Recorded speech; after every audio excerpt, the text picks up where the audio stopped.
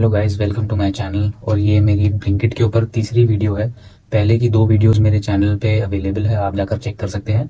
और पहली वीडियो मैंने बेसिकली बनाई थी detailed instructions for how to sell on Blinkit, यानी कि ब्लिंकिट पे लिस्टिंग से लेकर वेयर हाउसेज तक मटेरियल कैसे भेजना है, प्रोसीजर क्या है, मिथ्स और रियलिटीज़ क्या क्या है ब्लिंकिट के ऊपर, उसके ऊपर मैंने एक प्रॉपर वीडियो बनाई थी। और दूसरी वीडियो मैंने बनाई थी इनवॉइस एंड पैकेजिंग के ऊपर कि इनवॉइस पे आपको क्या क्या मेंशन करना है, क्या क्या डालना है, और पैकेजिंग किस तरह से करनी है, उसके इंस्ट्रक्शंस क्या है, स्टेप बाय स्टेप सब कुछ, सारा कुछ मैंने उस वीडियो में डाला था। अब इस वीडियो में हम बात करेंगे दो चीज़ों के बारे में। पहले तो मैं बात करूंगा अपडेट्स के ऊपर, जो ब्लिंकिट में रिसेंट कुछ अपडेट्स आए हैं कुछ चीज़ों को लेकर, उसके बारे में हम बात करेंगे। और दूसरे पार्ट में हम बात करेंगे प्रॉब्लम्स जो मुझे डे टू डे फेस हो रही है, जो मेरा डे टू डे एक्सपीरियंस हो रहा है, इश्यूज जो मुझे ब्लिंकिट की तरफ से आते हैं, यानी जब मैं डे टू डे ऑपरेशंस में देखता हूँ या फिर सेलिंग के वक्त क्या मुझे प्रॉब्लम्स आई है, क्या क्या इश्यूज मुझे ब्लिंकिट की तरफ से आई है, उसका जवाब मुझे कितनी देर में आता है, या फिर ब्लिंकिट का सेलर सपोर्ट जो है उसका बेसिकली फीडबैक के बारे में मैं बात करूंगा कि किस तरह का है। तो शुरू करने से पहले आप लोगों से एक रिक्वेस्ट है कि प्लीज़ मेरे चैनल को सब्सक्राइब करिए, सपोर्ट करिए इसी तरह की और वीडियोज़ के लिए। तो स्टार्ट करते हैं अपडेट नंबर 1 से। तो अपडेट नंबर 1 है अपॉइंटमेंट लेटर। अब अपॉइंटमेंट लेटर का मतलब ये है कि जब भी आप मटेरियल अपने वेयर हाउसेज में भेजेंगे, ब्लिंकिट के वेयर हाउस में बेसिकली जब भेजेंगे, तो आपको कोरियर पार्टनर्स को जिसके थ्रू आप मटेरियल भेजते हैं उनको ईमेल पर अपॉइंटमेंट लेटर भेजना है, जब भी अपॉइंटमेंट वो आगे कंफर्म करेंगे ब्लिंकिट के वेयर हाउसेज के साथ।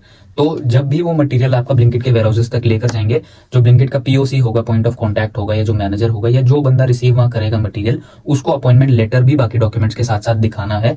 वरना मटेरियल आज की डेट में रिसीव शायद ना हो, या फिर मटेरियल रिसीव करेंगे ही नहीं वो।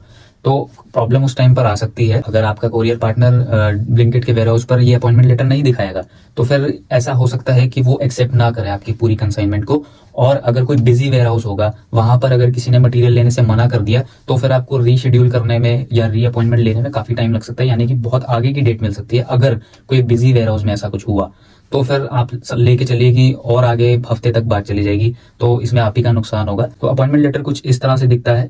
इन्वेंट्री में जाके, शेड्यूल इन्वेंट्री में जाकर, अपॉइंटमेंट लेटर में जाकर आप डाउनलोड कर सकते हैं। और ये आपको बाकी डॉक्यूमेंट्स जैसे कि इनवॉइस एंड आरओ जब आप अपने कोरियर पार्टनर को देते हैं या फिर मेल करते हैं अपॉइंटमेंट सेट करते वक्त, उसके साथ साथ ये भी भेजना है आपसे। दूसरा एक अपडेट जो आया है वो अनाउंसमेंट्स के सेक्शन में आप जब जाएंगे तो वहां पर अपडेट्स आते हैं, बेसिकली यहाँ पे भी बेसिकली अपडेट्स आते हैं, और बाकी सारे ऑप्शंस में या टैब्स में या मेन्यूज में भी जाकर आते हैं अपडेट्स। बट ये अनाउंसमेंट टैब में एक नया अपडेट है कि आप अपने प्रोडक्ट को इंसेंटिवाइज नहीं कर सकते, उसकी बेसिकली रिव्यूज एंड रेटिंग्स को आप मैनिपुलेट नहीं कर सकते।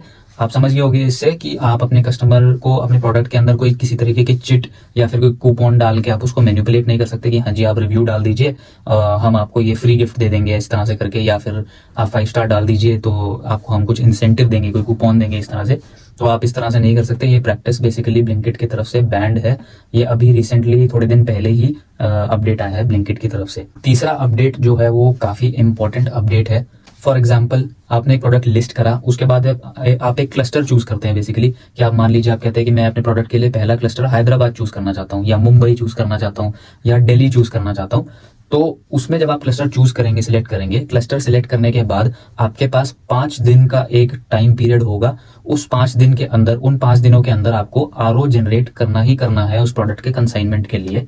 तो इस चीज का ध्यान रखना, वरना अगर आप उन 5 दिनों में आरओ जनरेट करने में फेल हो जाते हैं तो फिर हो सकता है कि फिर से आपको वो चुना हुआ क्लस्टर वापस ना मिले, आपको दूसरा क्लस्टर चूज करना पड़ेगा।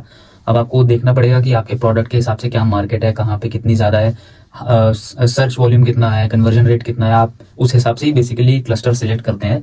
एंड अगर आपने 5 दिन के अंदर आरओ जनरेट नहीं करा, नई लिस्टिंग का, न्यू लिस्टिंग का बेसिकली बात कर रहा हूँ, तो आपका जो है ब्लिंकिट उसको उसकी रिजर्वेशन क्लस्टर की हटा देगा 5 दिन के बाद, और उसके बाद आपको शायद वो स्टेट का क्लस्टर ना मिले और आपको फिर दूसरा क्लस्टर बेसिकली सिलेक्ट करना पड़ेगा। तो इस चीज का ध्यान रखिएगा कि जब मटेरियल आपके पास भेजने के लिए बिल्कुल रेडी हो, आप तब ही ये सारी चीजों में प्रोसीड करिएगा। तो ये बेसिकली 3 मेजर अपडेट्स आए हैं ब्लिंकिट के सेलर डैशबोर्ड के ऊपर। आपको ये 3 अपडेट्स पता होनी चाहिए, क्योंकि ये बेसिकली शिपमेंट से रिलेटेड, सेलिंग से रिलेटेड है। तो ये थोड़े से मेजर और मेन अपडेट्स हैं, तो इसमें आप लोग प्लीज ध्यान रखिएगा। एंड इसके अलावा अगर कोई और अपडेट होता है तो मैं उसकी एक शॉर्ट वीडियो बनाकर अलग से डाल दूंगा अपने चैनल के ऊपर। तो अब बात करते हैं बेसिकली सेलर सपोर्ट का जो फीडबैक है मेरी तरफ से, यानी कि फीडबैक यानी कि जो मुझे डे टू डे प्रॉब्लम्स आती है और उसको रेजोल्यूशन होने में या रिजॉल्व होने में कितना टाइम लगता है, क्या क्या प्रॉब्लम्स आती हैं, क्या क्या इश्यूज आता है, किस टाइप की प्रॉब्लम्स मुझे अभी तक फेस हुई है ब्लिंकिट पे मटेरियल सेल करते वक्त। मुझे एटलीस्ट 6 मंथ्स हो चुके हैं ब्लिंकिट पर मटेरियल बेचते हुए। तो जो जो मुझे प्रॉब्लम्स फेस हुई है डे टू डे बेसिस में ब्लिंकिट की तरफ से, चाहे वो सेलिंग का इशू हो, कोई एड्स की तरफ से इशू हो, या फिर कोई टिकट रेज करी हो, उसमें कुछ इंस्टेंट सपोर्ट चाहिए हो, कुछ भी है, तो इन पॉइंट्स के ऊपर मैं आप लोगों को फीडबैक देना चाहूँगा। तो पहला जो प्रॉब्लम मुझे फेस होती है ब्लिंकिट के ऊपर वो है नो इंस्टेंट रेजोल्यूशन। मैं इस पॉइंट के ऊपर फर्स्ट वीडियो में भी बता चुका हूँ कि ब्लिंकिट का जो सेलर सपोर्ट है उस पर आप टिकट रेज करके ही कुछ भी उनसे पूछ सकते हैं, या कोई प्रॉब्लम अगर आपको रिजॉल्व करवानी है तो आपको एक टिकट रेज करनी होती है। अलग अलग कैटेगरीज की टिकट होती है, एड कैंपेन्स की अलग है और बाकी चीज़ों की अलग है। तो उसके बाद ही आप उनसे कुछ कॉन्वर्सेशन करके या टिकट रेज करके ही आप अपनी प्रॉब्लम सॉल्व करवा सकते हैं। एंड उसमें भी काफ़ी टाइम लगता है, मिनिमम 2 दिन 3 दिन, या मैक्सिमम मुझे अभी तक 5 से 6 दिन तो जवाब आने में कई बार लगा है जब भी मैं टिकट रेज करता हूँ। अब पता नहीं ब्लिंकिट इस पर काम क्यों नहीं करता है कि कोई इंस्टेंट सोल्यूशन वो सेलर्स के लिए लेकर आए।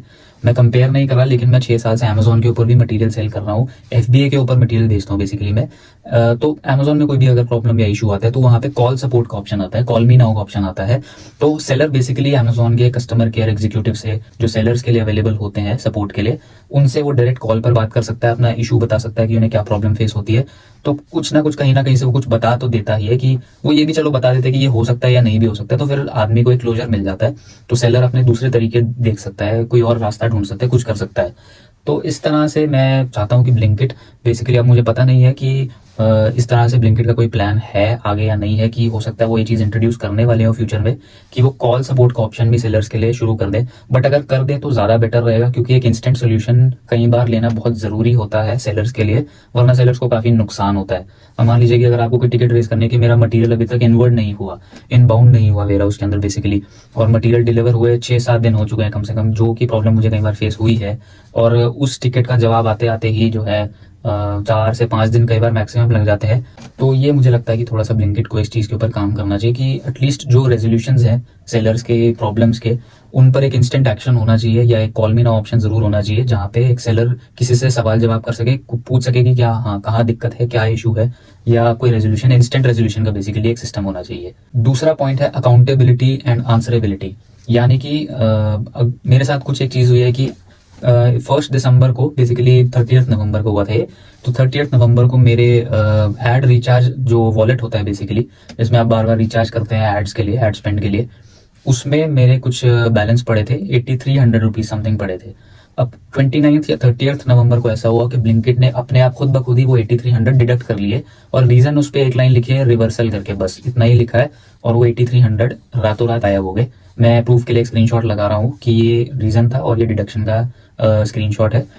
बट हम लोगों को ये चीज़ समझ में ही नहीं है कि ये डिडक्शन किया क्यों गया, किस लिए किया गया, क्यों, कोई रीज़न नहीं है, रिवर्सल का क्या मतलब है, इसमें कोई एक्सप्लेनेशन नहीं है। एंड मैं इसकी टिकट रेज कर चुका हूँ। टिकट रेज मैंने 1 दिसंबर को करी थी, आज डेट है 16 दिसंबर। तो उनकी तरफ से एक ही बस गिना चुना रिप्लाई आता है हर बार, कि हमने कंसर्न टीम को आपका जो कंसर्न है वो फॉरवर्ड कर दिया है, आप प्लीज पेशेंस रखिए, आपको जब हमारे को जवाब आएगा तो हम आपको बता देंगे। हमारा जो एड स्पेंड का बजट है मेरा इस टाइम पे, इस लेवल पे लगभग 1800 से 2000 डेली का चल रहा है। अब अगर 1800-2000 का एड स्पेंड मेरा डेली का चल रहा है, जिसके मेरे पास स्टेटमेंट में भी आता है कि आज का 1800 खर्च हुआ है, आज का 1900 हुआ है, आज का 2000 खर्च हुआ है, इस तरह से हुआ है, तो फिर आप 8300 एकदम से कैसे डिडक्ट कर सकते हैं एक ही दिन में, एक रातों रात आपने काट लिए। उस चीज़ का फीडबैक मेरे पास अभी तक नहीं आया है, रीज़न तो बिल्कुल नहीं आया है कि यार क्यों काटे गए हैं। अब ये थोड़ा सा ब्लिंकिट को देखना चाहिए, कि क्योंकि मैंने पहली बार सुना है कि रातों रात बिना कोई रीज़न की, कोई एक्सप्लेनेशन के एड बैलेंस से डिडक्ट ही हो गया अपने आप। और दूसरी चीज़ ये है कि जवाबदेही, अकाउंटेबिलिटी एंड आंसरेबिलिटी जो मैं बोल रहा हूँ, वो अभी तक मतलब इसमें हमें प्रॉब्लम फेस होती है कि यार सही जवाब किसके पास है, वो अभी तक ब्लिंकिट में हमें थोड़ा सा फेस होती है चीज़। खास करके इस केस में हमें ऐसा लगा कि यार किसी को एक्चुअल में कुछ पता नहीं है कि क्यों हुआ है, तो इसीलिए जो मैटर है इतना डिले हो रहा है। तो आई होप यार ब्लिंकिट आगे जाके इन चीज़ों पर ध्यान दे। अकाउंटेबिलिटी एंड आंसरेबिलिटी बेसिकली बहुत इंपॉर्टेंट चीज़ होती है एक बिजनेस के अंदर, कि यार ऐसा क्यों हुआ है, और इसका रीज़न आप एक वेंडर को दे सकते हैं या कस्टमर को देंगे कि यार ऐसा क्यों हुआ है। अब ये रिप्लाई का स्क्रीनशॉट भी मैं लगा रहा हूँ, तो आप चेक कर सकते हैं कि ये आया है, और ये 15 दिसंबर का, 16 दिसंबर हो चुके हैं, मेरे पास ना तो रिफंड आया है इस चीज़ का, वापस मेरे अकाउंट में पैसे आए ही नहीं 8300, और ना मुझे कोई एक्सप्लेनेशन मिली है। तो तीसरी एक तरह की प्रॉब्लम जो मुझे 2-3 बार फेस हुई है पिछले 3-4 महीनों में एटलीस्ट, तो वो ये है कि ब्लिंकिट एकदम से इंस्टेंटली मेल डाल देता है सुबह उठ के कि आपका जो मटेरियल की अपॉइंटमेंट थी आज इस पर्टिकुलर वेयर हाउस की, उस पर्टिकुलर वेयर हाउस की जो कैपेसिटी है वो फुल कैपेसिटी पे चल रहा है बेसिकली।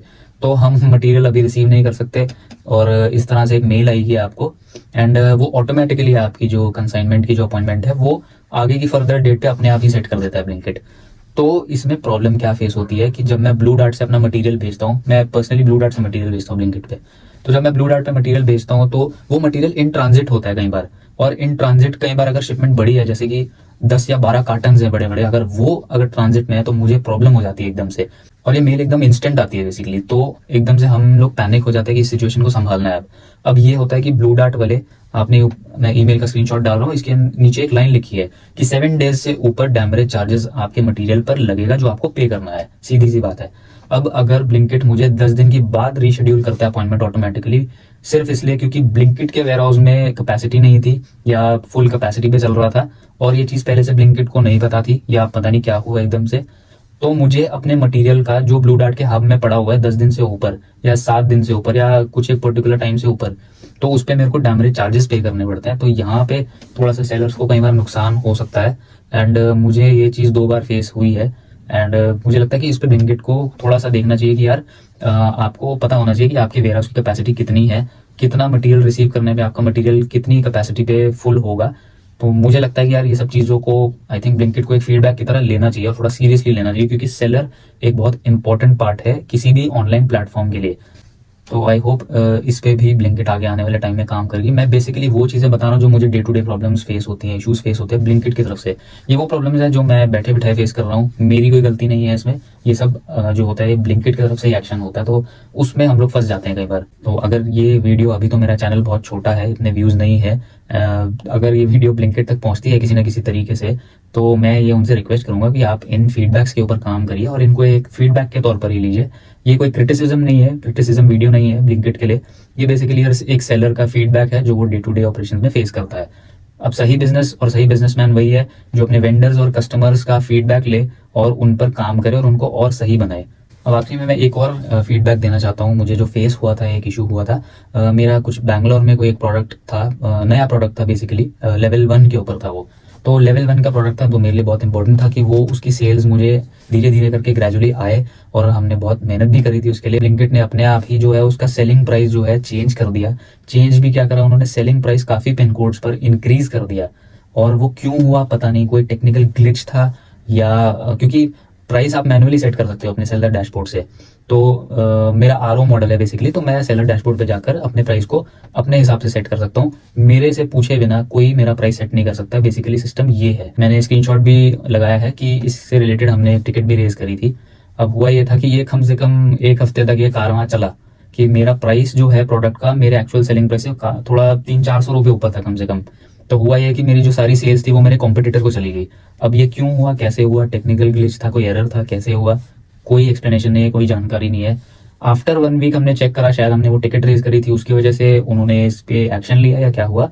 आफ्टर 1 वीक उसका प्राइस अपने आप नॉर्मल हो गया, वापस नीचे आ गया जो हमारा यूजुअल सेलिंग प्राइस था। लेकिन जो 5 दिन हमारे जो इन पिन कोड्स के ऊपर प्राइसेस इंक्रीज रहे, उसकी वजह से हमारी सेल्स का लॉस हुआ, और हमारी जो काफी हद तक काफी सारी सेल्स जो है वो हमारे कॉम्पिटिटर्स को चली गई। एंड ऑफ द वीडियो में मैं एक ही चीज बोलना चाहता हूँ कि ये कोई क्रिटिसिज्म वीडियो नहीं है। अगेन ये एक वीडियो सिर्फ सेलर सपोर्ट के फीडबैक के लिए बनाई गई है कि सेलर के सपोर्ट को भी ब्लिंकिट थोड़ा सा स्ट्रॉन्ग बनाए, प्रॉपर ऑर्गेनाइज्ड सिस्टम बनाए, अकाउंटेबल एंड आंसरेबल बनाए, लोगों को रीजनिंग बताए कि ऐसा क्यों हुआ है जैसे। तो इस तरह की काफी चीजें हैं जिस पर ब्लिंकिट को फीडबैक के तौर पर लेना चाहिए, और इसके ऊपर सेलर्स के लिए थोड़ा सा काम करना चाहिए। आज की वीडियो में इतना ही। प्लीज इसी तरह की और वीडियोस के लिए प्लीज मेरे चैनल को सपोर्ट करिए, सब्सक्राइब करिए। अगर आपके कोई क्वेश्चंस है तो मुझे आप ईमेल भी कर सकते हैं, मैं डिस्क्रिप्शन में और कमेंट में ईमेल आईडी भी अपनी डाल दूंगा। एंड मुझे इंस्टाग्राम पे भी काफी सारे मैसेजेस आए हैं कि उनके कुछ सवाल हैं, कुछ क्वेरीज हैं, कुछ डाउट्स हैं ब्लिंकिट को लेके। तो मेरी एक ही रिक्वेस्ट है कि आप मुझे एक सेट ऑफ क्वेश्चंस बना के या तो ईमेल कर दीजिए या फिर आप मुझे इंस्टाग्राम पे डीएम कर सकते हैं। तो ब्लिंकिट के ऊपर मैं आने वाले टाइम में और भी कंटेंट अपलोड करता रहूंगा। आज की वीडियो में इतना ही। Thank you so much for watching this video.